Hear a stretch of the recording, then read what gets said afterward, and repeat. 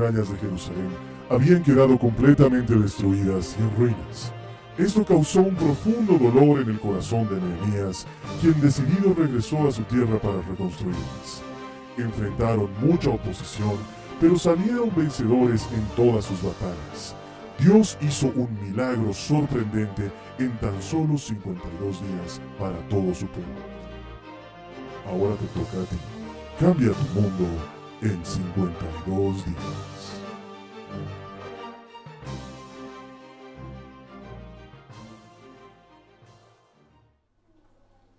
Muchas gracias por conectarte a los servicios de Jasón en línea que salen a través de laiglesia.tv. En este momento estás conectado a una iglesia virtual y nos encanta que estés compartiendo con nosotros el mensaje eterno de la palabra de Dios. Hoy estamos comenzando una serie que personalmente me parece apasionante. Es una serie nueva, es una serie fantástica. La serie se llama Cambia tu mundo en 52 días. Y está basada en la historia de un hombre que se llamaba Nehemías. Así que te voy a pedir que empieces a buscar en tu Biblia el libro de Nehemías. Si necesitas una Biblia en línea, aquí abajo mío está apareciendo en este momento un enlace que te comunica con YouVersion para que tengas una Biblia en tu computadora. Para las personas que están aquí, les voy a pedir que busquen en sus Biblias el libro de Nehemías. Y si vas a necesitar ir al índice para buscar dónde está Nehemías, te perdono, porque la verdad es que Nehemías es un libro un poco difícil de encontrar en la Biblia. No es un libro fácil de encontrar. Está después de Esdras, aunque no sé si eso te sirva de mucha ayuda, ¿sí? Hoy y durante 4 semanas vamos a estudiar la vida de Nehemías y vamos a ver qué nos puede enseñar ese poderoso personaje de la Biblia que la verdad es un personaje común, es una persona ordinaria, es una persona, se podría decir, común y corriente. Y esto nos tiene que servir para lo siguiente. Tengo un mensaje para ti. Si tú eres el mejor de los mejores, si siempre has sido calificado por los demás como el más proclive a tener éxito, si no has sido elegida Miss algo, o si has sido elegido Mister algo, o si siempre figurabas en el cuadro de honor de algún lugar, o siempre has sido la mega estrella, el capitán del equipo, la líder de las porristas, no sé, algo así, quiero decirte algo, Dios, pese a eso, puede utilizarte, ¿sí? Es la verdad. Lo que pasa es que Dios se especializa en gente común. Puede utilizar a los increíbles, pero Él se especializa en gente común, gente corriente, gente que a sí misma se considera ordinaria y que piensa y que dice, no puedo hacer gran cosa. Dios dice, me encanta porque con los que no pueden hacer gran cosa, yo puedo hacer cosas tremendas. Y de hecho, si te fijas en la Biblia, está llena de historias de personajes que eran comunes, gente muy sencilla. Moisés, una persona que tenía problemas para hablar. David era tan lindo que parecía chica, era el menor de sus hermanos y Dios lo pone como rey de Israel. Jonás, un escapista, un hombre que quería hacerse humo lo más pronto de Dios. Pedro no era el mejor de todos, la verdad era medio torpe, sus palabras y sus actos le ganaban a su cerebro. Mateo era cobrador de impuestos. O sea, si nos ponemos a pensar en la gente que Dios utiliza, es gente común, gente ordinaria. Y sí, algunas veces Dios hace cosas increíbles, porque Él puede hacer lo que sea con quien sea, pero la verdad es que Él suele hacer tareas extraordinarias con gente ordinaria. Y eso es lo que vamos a aprender de la vida de Nehemías. ¿Quién era este Nehemías? Nehemías no era ni un profeta, no era ni un sacerdote, no era un maestro, no era del linaje de los reyes, no iba a ser nunca rey de ninguna cosa. Era un copero, ¿sí? ¿Qué es un copero? En la época en que había reyes, un copero era esa persona que estaba encargada de probar el vino antes de que el rey se lo tome. O sea que si a ti te gusta el vino, probablemente estés diciendo, a mí me encantaría trabajar de copero, ¿sí? Entonces, era un trabajo que podía ser bueno como que podía ser malo. Era bueno si te gusta el vino, pero era malo si el vino estaba envenenado, porque la función del copero era beberse el vino antes que el rey, de manera que si estaba envenenado, el rey no se muera, sino que se muera su copero, ¿sí? Entonces, este era Nehemías, era un mayordomo. Era un empleado, era un sirviente a quien Dios lo iba a incomodar de tal manera que se iba a transformar en probablemente uno de los más grandes modelos de liderazgo hoy en día, ¿sí? De hecho, Nehemías y su vida ha sido una de las primeras cosas que yo estudié en mi vida como liderazgo y me cautivó de tal manera que me metí en el mundo del liderazgo más allá de lo que te puedes imaginar. Y eso es lo que quiero que aprendamos de la vida de Nehemías. ¿Cómo puedes pasar de ser un mayordomo, una persona con un trabajo común y corriente, y transformarte no solamente en un líder, pero en alguien capaz de cambiar el mundo en 52 días? Esto es increíble. Les voy a pedir que vayamos al primer capítulo del libro de Nehemías, los versículos 1 al 4. Nehemías capítulo 1, versículos 1 al 4. Como ya les di tiempo para que encuentren el complicado libro de Nehemías, vamos a comenzar a leerlo. Estoy utilizando la Nueva Traducción Viviente. Dice: estas son las memorias de Nehemías, hijo de Acalías. A finales del otoño, en el mes de Quisleu, del año 20 del reinado del rey Artajerjes, me encontraba en la fortaleza de Susa. Ananí, uno de mis hermanos, vino a visitarme con algunos hombres que acababan de llegar de Judá. Les pregunté por los judíos que habían regresado del cautiverio y sobre la situación en Jerusalén. Me dijeron: las cosas no andan bien. Los que regresaron a la provincia de Judá tienen grandes dificultades y viven en desgracia. La muralla de Jerusalén fue derribada y las puertas fueron consumidas por el fuego. Cuando oí esto, me senté a llorar. De hecho, durante varios días estuve de duelo, ayuné y oré al Dios del cielo. Ahora, te voy a poner en contexto de lo que está pasando aquí, ¿sí? Todo el pueblo de Dios, toda la tribu de Judá, había sido invadida por los babilonios. Los babilonios eran un imperio tremendo que empezaron a conquistar pueblos, y entre ellos conquistaron Jerusalén, todo Judá, Samaria, todo Israel. Lo conquistaron todo, ¿sí? Y esto fue porque Dios venía diciéndoles hace buen tiempo a los israelitas: pórtense bien, son muy idólatras, me abandonan constantemente, no hacen caso de mis ordenanzas, no cumplen mis mandamientos. Va a llegar un rey extranjero cuya lengua no conocen, cuyo nombre no conocen, que se va a enseñorear sobre ustedes y los va a dominar. Y año tras año les advertía, y año tras año no le hacían caso, hasta que llegó un rey que se llamaba Nabucodonosor, que los conquistó, ¿sí? Entonces, los babilonios destruyeron todo. Destruyeron el templo, destruyeron las murallas de la ciudad, lo destruyeron todo, y pasaron 140 años hasta que llegaron al momento en que Nehemías escucha este informe. Ahora quiero que entiendas, esto más o menos es para que en nuestro contexto digas, es más o menos desde el 1800 que estamos viviendo esta situación de desgracia. Son 140 años que estamos sin muralla, y eso nos hace vulnerables a nuestros enemigos, pero lo peor de todo es que es tremendamente vergonzoso. Es tremendamente vergonzoso. Estamos siendo humillados en gran manera porque todo el mundo pasa por ahí, mira lo que ha sucedido y dicen: miren cómo hizo el Señor su Dios con esos desobedientes. Y es tremendamente vergonzoso, tremendamente humillante y muy peligroso en términos militares y de gobierno. Ahora, Babilonia los tuvo en cautiverio, y después del imperio babilonio vino uno que se hizo más grande que el imperio babilonio, que fue el imperio persa. Y es en este momento que aparece este rey que se llamaba Artajerjes. Y los persas fueron un poco más benevolentes con los judíos y les permitieron regresar a su tierra. Son más o menos, el lugar en el que está Nehemías contándonos esta historia, Susa, estaba ubicado en lo que hoy en día sería Irán, ¿sí? Irán está más o menos, la capital de Irán, Teherán, está más o menos 1500 algo kilómetros de Jerusalén, en una época en la que no hay aviones, no hay manera de transportarse, es una cosa bien difícil. Entonces los reyes persas les permitieron a algunos judíos regresar a Jerusalén y ocupar una vez más su tierra. Y cuando estos vienen y le cuentan a Nehemías cómo está la situación, Nehemías agarra, ve lo que sucede, y le viene un momento que yo llamo un momento Popeye. ¿Sabes quién es Popeye? Le voy a pedir a Esteban que nos muestre aquí en la pantalla. Para los que no se acuerdan quién es Popeye, les voy a mostrar ahí en la pantalla. Los que están conectados ya saben, esto va a aparecer igual para ustedes. Vámonos con las imágenes. Que pase Popeye. Helo ahí. ¿Lo recuerdan, verdad, a Popeye? Popeye, por si acaso, es el tipo que está abajo dando el puñetazo. Es un hombre que tiene los antebrazos más anchos que sus propias piernas, ¿sí? Que es medio tuerto, tiene así un ojo chueco, siempre anda con una pipa. ¿Se acuerdan? Popeye el marino soy, tut, tut. ¿Se acuerdan, verdad? ¿Saben de quién estoy hablando? Ok, y tenía su enemigo, su eterno enemigo, que se llamaba Brutus, y tenía una novia realmente fea, ¿sí? Es la verdad, o sea, Olivia no tiene ningún atractivo, digamos, ¿no? Y lo más curioso del dibujo animado es que la eterna lucha se daba por la chica. O sea, entre ese marinero feo y contrahecho y ese gordito, se peleaban por Olivia.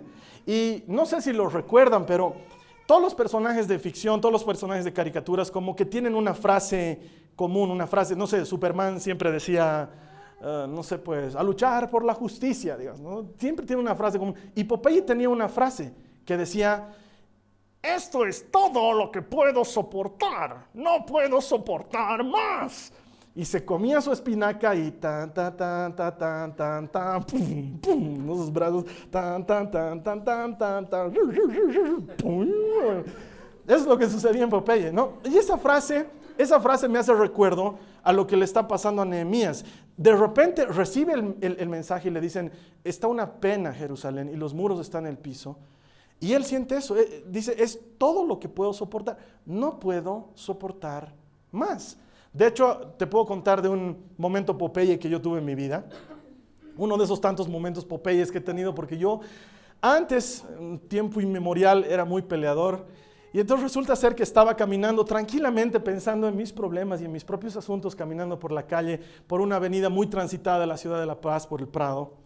Y justo habíamos vivido el cambio de presidente por temas terribles, se deben acordar, Octubre Negro, un presidente que renuncia, se va, un vicepresidente que lo nombran presidente. Bueno, era el primer día de ese vicepresidente gobernando y yo me acuerdo que estaba con mis cuadernitos ahí caminando por la calle y veo que un grupo de marchistas empiezan a juntarse ahí en el Prado, que es un lugar común aquí en La Paz para que la gente haga protestas, y empiezan a marchar con sus pancartas y sus carteles. Y ¿saben qué? De repente sentí que me hervía la sangre por dentro. Me vino mi momento, Popeye, esto es todo lo que puedo soportar, no puedo soportar más. Alguien debería hacer algo al respecto y creo que ese alguien soy yo. Entonces de repente en medio de la marcha me metí al medio de la avenida y empecé a gritarles, ¡fuera! ¡Salgan de la calle! Y agarré las banderas y las tiré al piso y los empecé a botar y miré a la gente. Y esa es una de las primeras veces que me he dado cuenta que el liderazgo no tiene que ver con que la gente te conozca. Miré a los que estaban detrás de mí y les dije, ¡ayúdenme! Y toditos vinieron a ayudarme y empezamos a sacarlos a los marchistas y los sacamos del Prado. Los sacamos a todos los marchistas del Prado, entonces apareció la prensa, ¿sí? Sus cámaras de televisión y me televisaron, algo de lo que no estoy muy orgulloso en ese momento porque estaba histérico, rojo de la bronca. No puede ser que no dejen que el presidente gobierne su primer día de gobierno, ya estamos cansados de marchas y estamos cansados de problemas, y fue mi momento Popeye sin necesidad de espinaca. Algo así le sucedió a Nehemías. Se encontró ante algo que era demasiado para soportar por él. Es todo lo que puedo soportar. Alguien tiene que hacer algo. Y probablemente ese alguien sea yo, dijo Nehemías. Esa es una de las cosas que van a caracterizar a Nehemías durante todo este proceso. Y quiero pedirte que me ayudes a introducirnos un poco en su vida para que veas que la clase de gente que cambia el mundo es gente común, pero que se encuentra ante una situación y dice, alguien debería hacer algo. Y quizás ese alguien sea yo. ¿Sí? Una primera característica de un candidato para cambiar el mundo, un tipo común que cambia el mundo, es un tipo que se sienta y llora. Debes recordar el pasaje, lo hemos leído, verso 4, Nehemías 1 dice, cuando oí esto, me senté a llorar. Ahora, ¿saben qué? Esto no fue un llanto de, digamos, ¿no? Ay, qué pena. No fue así. Dice que Nehemías se deprimió. Escuchó que los muros de su ciudad estaban en el suelo y se echó a llorar. Las mujeres van a entenderme esto mejor que los hombres. Cuando te echas a llorar y tu maquillaje se corre y no puedes calmarte y quieres calmarte y sigues llorando y dices, ¿por qué me he pintado justo hoy día? ¿Por qué no me he hecho delineado permanente? O sea, que lloras y lloras y lloras. ¿Alguna vez has llorado así? ¿Alguna vez has llorado con esa sensación de que estás en la ducha, estás llorando y el agua que sale de tus ojos es más caliente que el agua que sale de la ducha y sientes la diferencia de temperaturas? ¿O has pasado toda la noche llorando y despiertas al día siguiente y tu cara está transformada en la cara de un monstruo, medio hinchada de un lado, este ojo ya no se nota, roja? ¿Te ha pasado alguna vez? Porque eso es lo que le ha pasado a Nehemías. Realmente se condolió de lo que le estaba pasando. Es un poco lo que le pasó a Jesús cuando estaba entrando a Jerusalén y dice que ve de lejos el templo y ve a la gente. Y la Biblia dice que se pone a llorar y dice, ¿cuántas veces he querido juntarte como la gallina junta sus pollitos debajo de sus alas y no me has dejado? Y se conmueve y llora, porque la situación sobrepasa su emotividad. Nehemías estaba muy lejos, estaba en Persia, a más de 1500 kilómetros de distancia, y sin embargo, él decide hacer algo él. Pese a la distancia, en una época en la que no hay aviones, decide hacer algo él. ¿Y saben qué? Él vivía bien. El copero del rey no era maltratado. El copero del rey era un tipo que vivía con lujos. Para que tomes el vino del rey, quiere decir que vivías en un lugar bien y comías cosas bien y tenías buena ropa, y Nehemías podía quedarse ahí en su posición, como nos sucede a muchos. A veces agarramos y estamos viendo las noticias y dice, hoy morirán de hambre más de 6 millones de niños en tal región, y tú agarras y ves la noticia y dices, qué pena, tantos niños se mueren de hambre. Y hablando de hambre que tengo, ¿qué habrá de cenar ahora? Y te vas y nos pasa muy a menudo. Convivimos tan a diario con la desgracia, convivimos con el dolor, convivimos con la miseria, que nos hemos acostumbrado a ella. Es como la primera vez, yo me acuerdo la primera vez en mi colegio que nos hicieron diseccionar un pollo, era para la materia de biología, entonces tenías que abrirlo, sacarle el corazón, y ver todo lo del pollo, estábamos aprendiendo en biología, y me acuerdo que la primera vez que hice eso, era la cosa más asquerosa del mundo, porque el pollo crudo huele horrible. Si nunca has cortado pollo, es asqueroso el olor del pollo muerto. Entonces me acuerdo que cortábamos el pollo y era con arcadas, ¿no? Y ya te toca, y vas y era un olor asqueroso. Pero han pasado los años, he cortado muchos pollos en mi vida, y cuando estoy cocinando pollo, ya como que el olor no lo sientes, como que no está ahí. Y como que el corazón es una basura más que hay que sacarla y botarla, y te has acostumbrado a eso. Y nos pasa muy a menudo. Convivimos con la desgracia, vemos tanta gente pobre en la calle, vemos tanta gente con dolor, vemos tantos niños abusados, vemos tantas cosas que no están bien, vemos cómo la gente roba, vemos cómo la gente se pierde, vemos cómo la gente se emborracha, vemos cómo maltratan unos a otros, y convivimos con el dolor y nos parece normal. Otro de los momentos Popeye de mi vida, estaba caminando con unos amigos y al frente, en la cuadra del frente, un hombre estaba pegando a una mujer, presumiblemente era una pareja. Entonces me acuerdo que otra vez entró en ese espíritu de Popeye en mí, y dije, alguien tiene que hacer algo, y ese alguien probablemente sea yo. Entonces me acuerdo que tiré mi mochila, mis amigos la agarraron y me fui hasta la otra esquina y lo empujé al tipo y le dije, ¿quieres pelearte con alguien? Peléate conmigo. Tremenda estupidez, porque luego la chica me agarró y dijo, déjalo, es mi chico, déjalo. Ok, digas, devuélveme mis espinacas, quiero irme a otro lado. Convivimos con la desgracia, que la siguiente vez que yo vea pasar eso, lo más probable que haga es, porque nos acostumbramos a ese tipo de cosas. Y a Nehemías no le podía pasar esto. Se conmovió de tal manera que lloró. Y la pregunta que tengo para ti es, ¿qué rompe tu corazón? ¿Qué hace que te aflijas de verdad? Y no me digas, ay, mis hijos, no te estoy hablando de cosas tuyas. ¿Qué hay que aflija tu corazón? Tengo hermanos aquí que dicen, no puedo soportar ver niños en la calle, me parte el alma. Hace una semana me escribió una amiga mía que vive en los Estados Unidos que me decía, estoy sumida en una terrible depresión desde que he tenido a mi bebé, porque lo único que veo en las noticias son noticias de cómo abusan de los niños, cómo los maltratan, cómo los torturan, cómo venden sus cuerpitos, son solo niños. Y la miro a mi hijita que tiene tanta diferencia y que la cuidamos tanto y la queremos tanto, que no puedo manejar eso en mi corazón y es algo que arde en mí y vivo deprimida todos los días. Estoy en mi oficina y me pongo a llorar, entonces me tengo que salir de mi oficina para que mis compañeros no digan qué le pasa a esta burra, de qué está llorando. Estamos almorzando y estamos charlando y de repente alguien dice, ¿han visto la noticia de ese niño que lo han soltado de una ventana? Y ¿sabes qué? Me conmueve en mi interior y me tengo que salir a llorar aparte porque no puedo soportar que esté pasando algo así. ¿Qué hago, Carlos Alberto? A ese tipo de carga me estoy refiriendo. ¿Qué carga tienes en tu corazón? Porque si no tienes una carga, probablemente no seas de este planeta. Deberías preocuparte si no te preocupa alguien más. Entonces, el objetivo de esta serie es hurgar en nuestros corazones para que podamos entender qué es lo que rompe tu corazón. ¿Qué es lo que te mueve a tal manera que estás dispuesto a hacer algo? ¿Qué es lo que te mueve a tal manera que dices, alguien debería hacer algo al respecto? Y probablemente tengan que hacerlo yo. Probablemente tengan que hacerlo yo. Y no quiero que te niegues a esto. Durante 4 semanas vamos a hurgar profundo para que te duela. La intención de esto es que te sensibilices con lo que Dios está queriendo que te sensibilices en tu corazón. Porque cuando hay una carga en tu corazón, cuando hay algo que te hace sentir miserable, esa miseria puede transformarse en tu ministerio y probablemente sea algo a lo que Dios te está llamando a trabajar. Pero constantemente lo ignoramos. Esta vez vamos a hacerlo de una manera diferente. ¿Sabes qué? No eres tú el que elige la carga te elige a ti. Te ha debido pasar.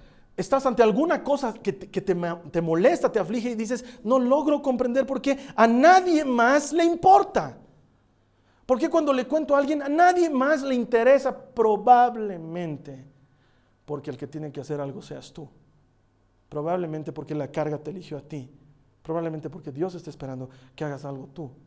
Alguien tenía que reconstruir esa muralla y Nehemías se puso a llorar. Porque él sabía que la responsabilidad de hacerlo tenía que recaer sobre alguien y tenía que ser él. Si no, no hubiera venido esa necesidad sobre él. Primero, la gente común que cambia el mundo se siente y ora. 2, la gente común que cambia el mundo se arrodilla y ora, que es lo que hizo Nehemías. En el mismo verso 4 del capítulo 1 dice, de hecho, durante varios días estuve de duelo, ayuné y oré al Dios del cielo. Y es que en este momento siempre encuentro personas que me dicen, sí, Carlos Alberto, yo veo una necesidad grande, hay muchos niños o hay muchas mujeres maltratadas o sufro mucho por los matrimonios que se quiebran y quisiera hacer algo por los matrimonios, o me interesan mucho las mujeres que viven solas, o tengo mucha carga por los ancianos que los maltratan, pero la verdad es que soy solo una persona y estoy solo. ¿Y qué puedo hacer solo? Una persona sola puede orar. No es poca cosa, es mucha cosa. Dios más uno siempre son mayoría. Dios y tú siempre son mayoría. Siempre hay algo que puedes hacer, siempre puedes orar. Y de hecho lo que quiero que comprendamos durante toda esta serie es que nos vamos a entrenar para que seamos capaces de cambiar el mundo en 52 días. La siguiente semana vamos a ver un tema que tiene que ver con liderazgo. Y cómo Dios puede hacer que una persona ordinaria se transforme en un líder extraordinario. Y probablemente tú me digas, ay hermano, es que yo solamente soy un ama de casa. No, eres un líder. Y probablemente me digas, ay hermano, es que no, yo no soy líder, yo solamente soy un jardinero. No, eres un líder, disfrazado de jardinero, pero eres un líder. Dios tiene un líder en ti. Tú menosprecias lo que haces, pero Dios lo ve como algo grande. Y Él tiene un líder en ti. Y hay un líder en cada uno de nosotros. Y Él puede sacar eso. Y la siguiente semana esa vamos a ver cómo hay oposición. Porque te puedo asegurar algo. Desde el momento en que decides marcar la diferencia en este mundo, alguien se te va a oponer. Desde el momento en que decides seguir el llamado de Dios y atender una necesidad, alguien se te va a oponer. Y vamos a ver cómo vamos a manejar eso. Y la última semana vamos a aprender cómo mantenernos enfocados. Porque una vez que hemos percibido la necesidad, lo siguiente que pasa es que nos distraemos. Lo siguiente que pasa es que nos vamos por otro lado. Porque las cosas que tenemos que hacer en la vida son tan pesadas o son tan distractivas que nos llevan por otro lado y vamos a aprender cómo mantenernos en enfoque. Mira, Nehemías logró reconstruir el muro, porque la historia es así. El muro estaba caído y lo reconstruyó en 52 días. ¿Y sabes qué? No era el muro frontal de su casa, era la muralla de una ciudad tan grande como Jerusalén. Una tarea que probablemente podía haberle tomado años a otras personas. A Nehemías le tomó 52 días. Y eso se logra cuando eres una persona que reconoce la necesidad y que ora por la necesidad, que busca a Dios. En el libro de Nehemías hay por lo menos 12 menciones de Nehemías orando. Y entonces oré al Señor, y entonces me puse de ayuno, y entonces busqué la presencia de Dios. Por lo menos 12 veces nos habla de que él estaba orando. Así que este mes prepárate porque las reuniones las vamos a dedicar a que hablemos de eso.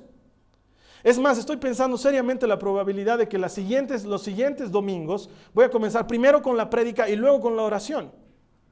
Porque me interesa mucho más que oremos al respecto de nuestras necesidades, de aquella carga que Dios está poniendo en nuestro corazón, que la desperdiciemos y que te diga la semana ora por eso, porque probablemente no lo vayas a hacer. Entonces lo que quiero que hagamos es que nos interioricemos, que analicemos qué carga ha puesto Dios en nuestro corazón, que la hablemos con otra gente, que oremos al respecto de esa carga. Los que pertenecen a un compartimiento bíblico, oren por las cargas que Dios ha puesto en su corazón. Dejen de lado lo que están estudiando esta semana y hablen de lo que estamos hablando hoy día.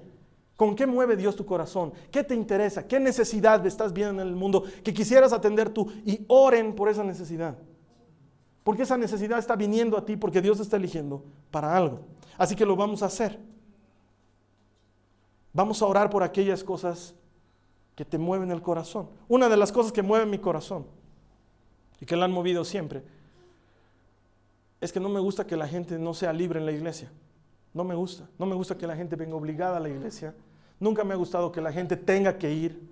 Nunca me ha gustado la frase, tienes que ir por dar el ejemplo. Nunca me ha gustado. Siempre me he peleado por eso. Y ha sido tan grande que ha llegado a pasar un momento en mi vida que he dicho, alguien tiene que hacer algo al respecto. Y ese alguien probablemente sea yo. Entonces, contra todo pronóstico, siendo la cosa más loca que podría ser un pastor en este mundo, lo primero que he dicho es, las puertas en Jasón están abiertas para que la gente pueda venir y pueda irse cuando quieran. Y en lugar de estarnos peleando con otras iglesias porque estas ovejas son tuyas, estas ovejas son mías, me prestas tus ovejas, me quitas sus ovejas, te comes mi oveja, me devuelves mi oveja. En lugar de esas cosas hemos decidido decir, las puertas de Jasón están abiertas y el que quiere venir a Jasón puede venir cuando quiera y el de Jasón que quiere ir a comer pasto a otro lugar puede ir a comerlo cuando quiera. Porque alguien tiene que hacer algo y probablemente ese alguien tenga que ser yo. Y la tarea es titánica. Y probablemente no esté cambiando todo el mundo, pero por lo menos ya sabes que existe un lugar en este planeta donde la gente se alegra cuando vienes porque sabemos que has venido porque has querido y no porque nadie te ha obligado. Era una de las cosas que me mataba en mi corazón. Otra de esas cosas que me mata en el corazón es ver esos pastores que azotan a las ovejas con todo, con la prédica, con la ofrenda, con todo, mantienen a las ovejas a raya. Y ¿saben qué me mata? Porque veo que hay una falta absoluta de liderazgo en la iglesia, hay una falta absoluta de liderazgo en el gobierno, en la sociedad, y me mata de tal manera que me he metido al liderazgo que saben que me sale por las orejas. Todos los días hablo, como, respiro liderazgo, porque me ha involucrado tanto en esa necesidad que quiero enseñarles a ser líderes a los niños, quiero enseñarles a ser líderes a los jóvenes, quiero enseñarles a ser líderes a los que se creen que son líderes y tienen un título de jefe en su oficina, pero no tienen nada de líderes, porque me mata ver gente que crea que está en liderazgo y lo único que está haciendo es azotar a la gente. Me mata. Y entonces he dicho, alguien tiene que hacer algo y probablemente ese alguien tenga que ser yo. Probablemente tengan que hacerlo yo. Y así como esas hay muchas necesidades que te pueden involucrar, que puedes decir, me mata ver esto, me cala hondo, y alguien tiene que hacer algo al respecto. Probablemente lo que tengas delante de ti es imposible. Hermanos, yo sé que cambiar la forma en que la iglesia piensa es terrible. En cuanto comenzamos Jasón, lo primero que hicimos con mi hermano Julio César es empezar a reunirnos con otros cristianos. Y él se debe acordar la frustración con la que yo salía de las reuniones y le decía, no puedo creer que unir cristianos sea tan difícil. No puedo creer que sea tan difícil. No puedo creer que sigamos con estupideces de tú vas con corbata al culto, yo voy con camisa al culto, tú oras en lenguas, yo no oro en lenguas. No puedo creerlo. Me parece increíble. Y charlábamos con el Julio César y decimos, en Jasón no va a ser así. A Jasón que venga el que quiera, como quiera. Y me gustaría poner un cartel en la entrada de Jasón que digan, todos los que los están votando de sus iglesias, vénganse aquí. De hecho, desde hace tiempo tengo pensado una serie de prédicas que se llama Hermanos de Segunda Mano. En serio. Porque Jasón está abierto a todo ese predicador que no le dejan predicar, a todo el músico que no le dejan tocar, a todo el hermano que no le dejan orar. Vénganse a Jasón. Aquí puedes tocar, ministrar, predicar, orar. Aquí hay campo. Porque ¿sabes qué? Me mata ver que los cristianos nos estemos poniendo piedras de tropiezo unos con otros. Me mata. Y sé que la tarea es imposible. Sé que es más grande de lo que puedo soportar. Entonces entiendo que no es mi tarea, que viene de Dios. Y por eso me obliga a que ore. Me obliga a que lo busque y le diga, sin ti, Señor, no voy a poder hacer esto. No lo voy a poder hacer. la mejor manera que puedes comenzar a hacer algo por aquello que Dios ha puesto en tu corazón es orar. Contale a otro y orar por ese tema. Y el tercer punto, ya hemos dicho 2. Dios usa gente común. Para cambiar el mundo, Dios usa gente común que se sienta y llora. Dios usa gente común que se arrodilla y ora. Y el tercer punto, Dios usa gente común que se levanta y actúa, que hacen algo al respecto. Porque quiero que entiendan esto. Nehemías no se quedó en la oración. No agarró y dijo, es tan grande la necesidad en Jerusalén que llamaremos a reuniones de oración y haremos ayunos y vigilias y nos reuniremos a orar. Vamos a hacer 40 días de oración, ¿qué les parece? Para ver qué hacemos con... No, él sabía que había que ir y reconstruir el muro, así que después de haber llorado y después de haber orado, se puso de pie y dijo, tengo que hacer algo. De hecho, quiero que aprendas uno de los artes que nos enseña la Biblia de cómo tienes que lograr algo con las personas. Se llama el arte de dorar la píldora. Está en la Biblia, está en la Biblia. Es el arte de tirar el saco. ¿Sí? Está en la Biblia, no me lo estoy inventando. Miren Nehemías capítulo 2, verso 3, busquen en sus Biblias. Nehemías aprendió el arte de jalar el saco, de sobar el lomo, de dorar la píldora, no sé cómo quieras llamarlo, ¿sí? Nehemías capítulo 2, verso 3. Dice, pero le contesté, viva el rey para siempre.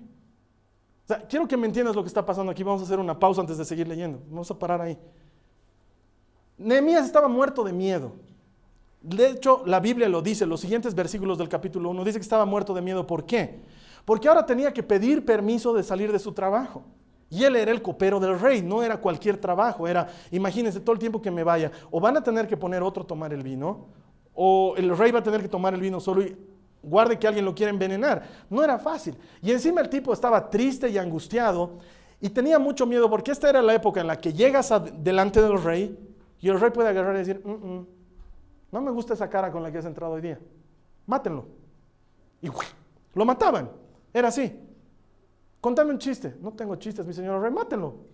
Mátelo por aburrido. Era una época así. Entonces, Nehemías está muerto de terror porque sabe que tiene que ir a hablar con el rey. Y entonces, ¿qué hace? Lo primero que hace es el arte de dorar la píldora que aparece en la Biblia. Aparece delante del rey y dice, viva el rey para siempre. Realmente estás pintudo hoy, rey. No sé si tu corona te la has puesto más a un ladito, más al medio, pero tengo que decirte, es nueva, te queda fantástica. Y esos dientes, ¿te los has hecho emblanquecer? Creo que has bajado de peso. Qué capa más linda la que estás utilizando. Ese trono te queda bien, tengo que decírtelo, te queda bien. Nunca te había visto también como hoy, mi señor rey. Algo así está haciendo Nehemías, ¿sí? Antes de soltarle su problema, porque el rey ya le había dicho, ¿por qué traes esa cara larga? Él agarra y le dice, nada comparado con tu cara, rey. Estás un papacito hoy día, tengo que decírtelo con todo respeto, pero es la verdad. Y continúa, mire, dice, ¿cómo no voy a estar triste cuando la ciudad donde están enterrados mis antepasados está en ruinas y sus puertas han sido consumidas por el fuego? El rey le preguntó, bueno, ¿y cómo te puedo ayudar? Después de orar al Dios del cielo contesté. Ahora, mire, dice, después de orar al Dios del cielo, y no fue que agarró y se fue un ratito, rey, gracias por ofrecerme ayuda, pero un ratito. Y se fue un ratito a un closet, se cerró, y padre, ¿y ahora qué le pido al rey? ¿Qué sonso que no he orado antes? No, él está en una actitud de oración. El rey le dice, ¿en qué te puedo ayudar? Y ese ratito Nehemías agarra y dice, Señor, ayúdame, dame palabras, y le dice, contesté, si al rey le agrada, y si está contento conmigo, su servidor, envíeme a Judá para reconstruir la ciudad donde están enterrados mis antepasados. ¿Qué le dice? Envíeme a mí, mándeme a mí. No le dice, ¿sabe qué, rey? Si he hallado gracia delante de usted, mande algunos obreros a Jerusalén y que reconstruyan el muro. Yo voy a estar chocho con eso. Aquí voy a seguir tomando vinito y vamos a seguir charlando. Y me va a contar dónde se ha hecho eso de los dientes porque realmente le queda. No. Él dice, quiero ir yo. La carga me ha buscado a mí. Si me importan los niños, es probablemente porque yo me tengo que ocupar de los niños. Si me importan los matrimonios, probablemente es porque yo me tengo que ocupar de los matrimonios. Si me importa que las iglesias estén dando una contra otras, probablemente yo me tenga que ocupar de los cristianos. No voy a mandar a otro, voy a ir yo. Y te pido que me dejes ir.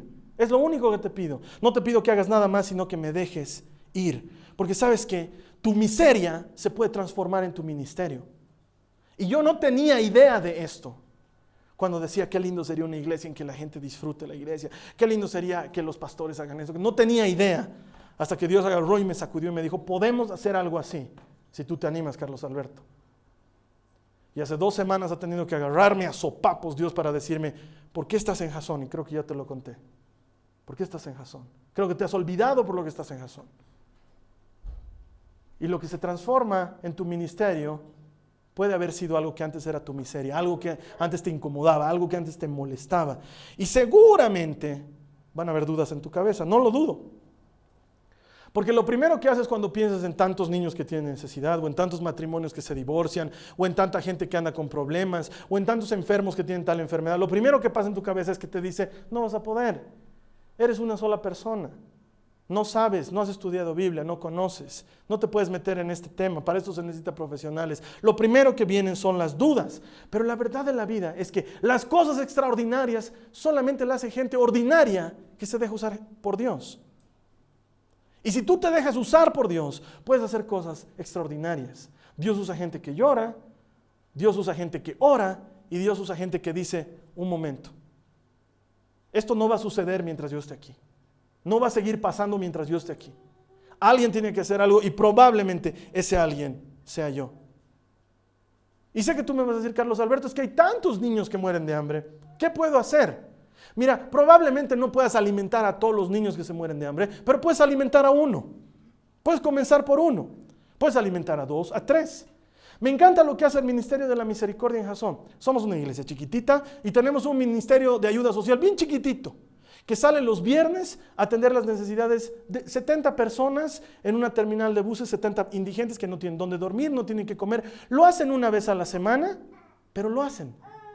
Podrían no estar haciendo nada, pero una vez a la semana se incomodan, salen tarde en la noche y van y les ofrecen algo de alimento. Sé que no pueden alimentar a todos los necesitados de La Paz, sé que no pueden atender a todos los necesitados de Bolivia, pero ¿saben qué? A 70 ya los están atendiendo. Y si eso no es comenzar a marcar la diferencia, dígame cómo se tiene que marcar la diferencia. Tengo un hermano que no está aquí, pero que algunos de ustedes lo conocen, es el Carlitos Ponce. No hay un solo viernes que él no mande comida para la gente necesitada, te digo, mejor que lo que te atienden en un avión, mejor que el catering de un avión, envuelta en recipientes increíbles, con una presentación increíble, porque no, los del Ministerio de la Misericordia no van y les dan pedazos de carne que sobraron y un pan medio duro, van y les dan comida que mis hermanos me cuentan, estaba tan rica, Carlos Alberto, que nosotros queríamos comer esa comida, porque era increíble la presentación, el sabor, el aroma. Y este hermano, todas las semanas, 70 platos. Y quiero decirles una cosa, probablemente no pueda alimentar a todo el mundo, pero cada semana 70 personas están comiendo esa comida. Si eso no es marcar la diferencia, dígame cómo se marca la diferencia. Lo único que necesitas es decir, alguien tiene que hacer algo al respecto y probablemente sea yo. Probablemente tenga que hacerlo yo.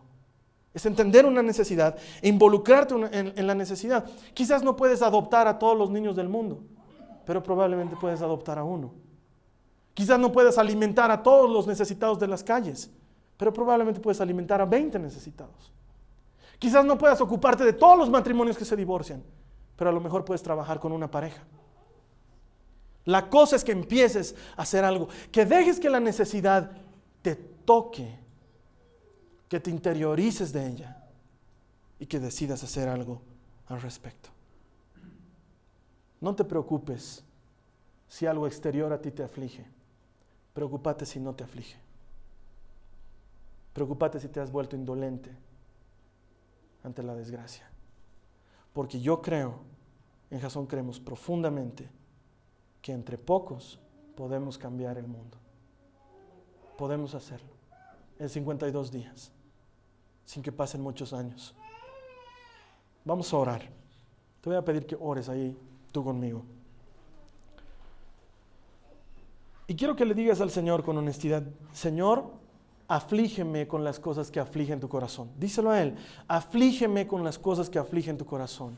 Quiero condolerme con las cosas que a ti te conduelen, Señor. Quiero interiorizarme de las necesidades que a ti te parecen necesidades, no las que a mí me parecen necesidades. Señor, vivo en un mundo que me ha obligado a volverme egoísta, a pensar solo en mí, en mi progreso, en mi bienestar, en todas las cosas que me involucran a mí. Y al lado mío hay gente que está pasando por necesidad. El hermano que está sentado a mi lado necesita que alguien lo atienda. Y siempre digo, ojalá alguien lo hiciera. Probablemente tengo que hacerlo yo. Díselo al Señor. Esto no es imaginación, es hablar. Hermano, aprende a orar. Dile, Señor, aflígeme por las cosas que te afligen a ti. Pronuncia estas palabras. Ora, aprende a orar. Aflígeme por las cosas que te afligen a ti.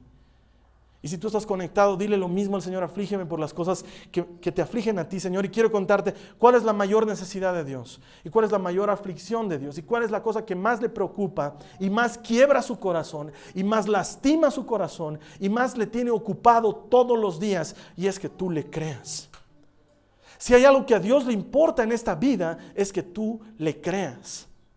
Y entonces nos ha incomodado de tal manera que hemos dicho, alguien tiene que hacer algo para que la gente crea en Jesús, y probablemente ese alguien tenga que ser yo. Y hemos creado este servicio para que tú, ahí desde donde tú estés conectado, puedas aceptar a Jesús, conocerle, amarle y seguirle. Si tú quieres recibir a Jesús, lo único que tienes que hacer es hacer esta oración conmigo. Hay un botón que está apareciendo ahí debajo de tu pantalla para que lo invites como el Señor de tu corazón. Dile esta oración conmigo, dile, Señor Jesús, te pido perdón por todos mis pecados y te invito a que seas el Señor de mi vida. Díselo, te invito a que seas el Señor de mi vida. Te entrego mi vida pasada y a cambio recibo la vida nueva y abundante que tú me das. Y te doy gracias, Jesús, porque creo en tus promesas, creo que tú eres capaz de cambiar cualquier vida, puedes cambiar mi vida. Gracias, Señor Jesús. Si tú has hecho esta oración, te invito a que no te despegues de nosotros. Las siguientes semanas vamos a seguir profundizando en la vida de Nehemías, un hombre común, un copero, un mayordomo, pero que fue glorificado al grado de líder, porque Dios vio en él la actitud, la disposición de transformar su carga en un ministerio. Un hombre que cambió su mundo en 52 días. Te voy a estar esperando aquí la siguiente semana. Que Dios te bendiga, que tengas una semana bendecida. No olvides que todo lo que hacemos es porque creemos profundamente que aquel que encuentra a Dios encuentra vida. Te veo la siguiente semana. Que Dios te bendiga. Chao.